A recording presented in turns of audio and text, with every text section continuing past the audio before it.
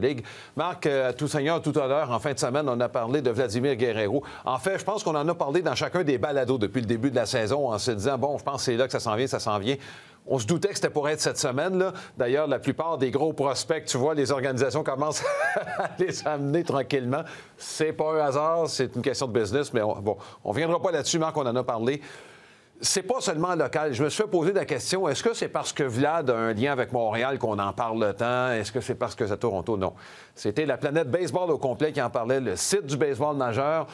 Et ce qu'on a vu, ben écoute, c'est un Vlad qui semblait à sa place. Et regardez, avec un chandail des Expos pour rentrer, celui de son père.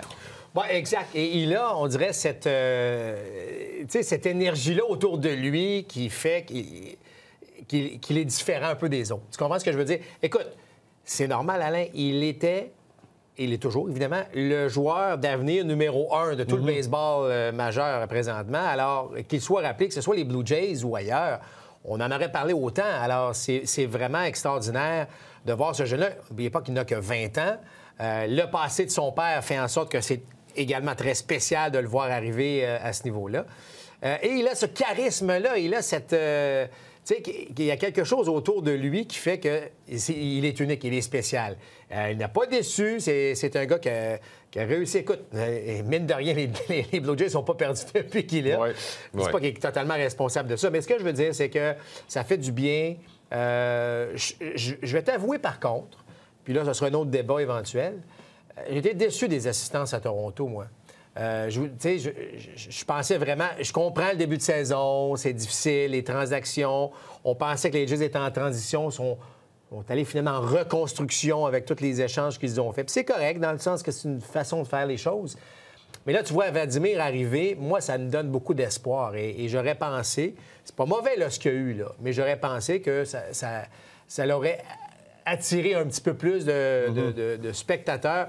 Compte tenu que les Jays, 2015, 2016, c'était parmi... En fait, c'était l'équipe dans la Ligue américaine qui attirait le plus de gens, le plus de monde. Donc, il y en a des partisans de baseball dans la région de Toronto, mais j'étais un peu déçu. J'aurais pensé qu'on attirait au-delà de 30 000 spectateurs. On ne l'a pas fait, mais bon, ça ne veut pas dire que ça ne se fera pas au cours des prochains jours parce que les Jays jouent bien. Bon, justement, ils jouent bien, Marc, et c'est en raison principalement de leur lanceur. Ouais. C'est un rendement parmi les 3 meilleures équipes de la Ligue américaine de façon surprenante. Bon, on a perdu Matt Shoemaker pour le reste de la saison, mais Stroman lance probablement écoute, je pense que c'est son meilleur rendement depuis le début de sa carrière, la meilleure séquence de sa carrière. Si Aaron Sanchez peut prendre le dessus, ça va aider un peu. Il y a quelques jeunes qui se greffent autour de ça. Il y a Clayton Richard qui, j'imagine, à un moment donné, va peut-être revenir. Sean Reed-Foley, la même chose. Il y a des choses intéressantes qui se passent. Et cette fiche d'autour de 500 qu'on a, c'est pas un accident. Je reviendrai tantôt là, dans le sens où on a un différentiel qui nous laisse croire que ça pourrait peut-être durer. Et le différentiel, tu l'as mentionné, il est bon en raison des points accordés. C'est parce qu'on n'accorde pas beaucoup de points. Exactement. On n'en marque pas une tonne. Par contre, avec l'arrivée de Vlad Guerrero, peut-être éventuellement de d'autres jeunes joueurs. Puis il faut dire qu'un gars comme Brandon Drury, lui aussi a raté beaucoup de temps l'année dernière. Bon, revient, semble être de plus en plus à l'aise dans l'uniforme des Jays de Toronto. Après un très mauvais début. Après un très mauvais début de saison. Donc, il y a quelque chose d'intéressant. Par contre, c'est une équipe en reconstruction. Donc, je ne suis pas convaincu que les attentes sont si élevées que ça. Alors, tout ce qu'on est capable de faire, surtout de voir les jeunes se développer, parce qu'on a le potentiel d'ici une couple d'années, 2 ans ou 3 ans, d'avoir une sacrée bonne équipe à Toronto. Là. Mais il s'agit de développer correctement cette équipe-là, ces jeunes-là. Mais entre-temps, on joue la bonne balle. Et moi, c'est ça que je trouve encourageant, c'est qu'il y a beaucoup d'espoir du côté des partisans des Jays de Toronto. Mais il faut donner le temps à ces gars de se développer. Je pense à un Jensen, même un Teoscar Hernandez. Ces gars-là n'ont pas beaucoup de présence au bâton officiel dans le baseball majeur.